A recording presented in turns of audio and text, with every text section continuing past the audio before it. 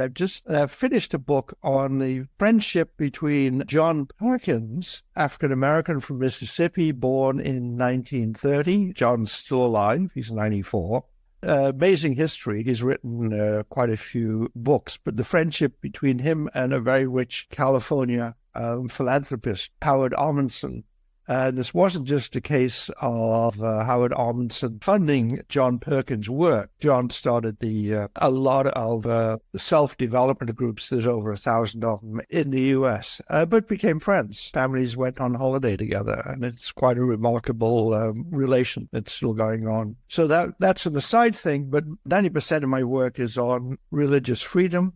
I look at overall trends and patterns in the world, edited 2 world surveys of religious freedom, and there are particular countries in which I take an interest. One of those is Egypt, and another one is Indonesia, which is a fascinating place. So. Okay, well, what are you observing right now in regards to religious freedom, Christianity around the world? What are you seeing? Okay, religious freedom worldwide is generally decreasing. That's true for human rights in general and also for democracy. In general, most of the trend lines there are going down. You have highly impressive China, of course, but then in India, increasing religious intolerance. That's a lot of that in the Middle East. Also now increasingly in Europe and then Central Asia. So the trend lines are down, and that's for most forms of religious freedom. In terms of for Christians, probably the trend lines are going down even more, and I can talk about some of those patterns and reasons if you're interested. Yeah, no, definitely. Tell me where you're seeing and why do you think you're seeing it? Okay, one is we're talking about a global assault on Christians. It's not just one factor, one causation. There's lots of different trends going on. If I summarize them, you have the remaining self-declared communist countries, which we can argue about whether they're really communist in any real sense, but self-described ones at the moment are China, North Korea, Vietnam, Laos, and Cuba. And those still remain highly repressive of religion. And in North Korea, that's almost any religious expression, but they're particularly worried about Christianity because of its links overseas. In that case, you have authoritarian governments who simply want to control everything in their society. And religion, and especially Christianity, is a threat. You have other countries sort of ex-communist, but haven't changed much. Russia is a striking example. Its neighbor, Belarus, is like that. In Central Asia, you have the stands, Uzbekistan, Kyrgyzstan, Turkmenistan, and so forth. And there's post-communist, but the policies haven't really changed much. So it carries on as before. So those are sort of 2 trends. A third is religious nationalism. People and regimes try to identify their country, their culture, their society with a particular religion. And this is now very strong in South Asia. I already mentioned India, sort of radical Hindu movements operating there. Also radical Hindu movements in Nepal. And then you get radical Buddhist movements in Sri Lanka and Myanmar. That may sound strange to people.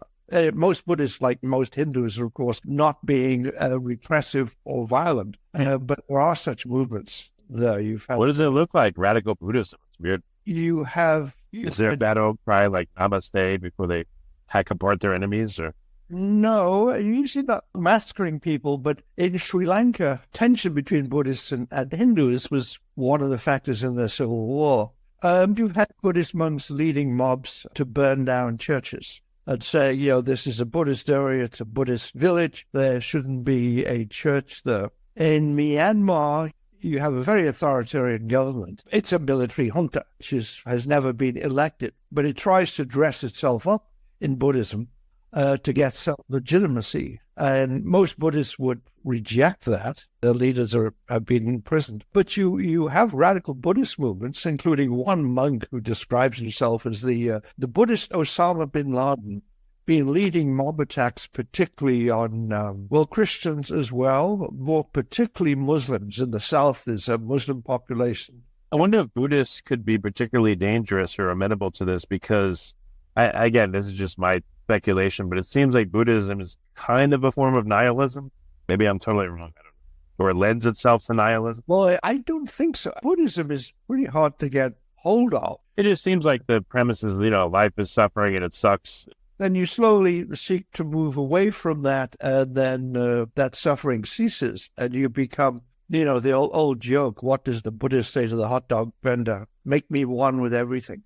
I'm not sure that that's a particular form of nihilism. If you actually look at the practitioners, say in Vietnam or Laos or Thailand, well, take someone like the Dalai Lama. It doesn't seem that the deeper currents there are nihilism. But I probably have to know much more than I do. I'm actually reading in Confucianism now.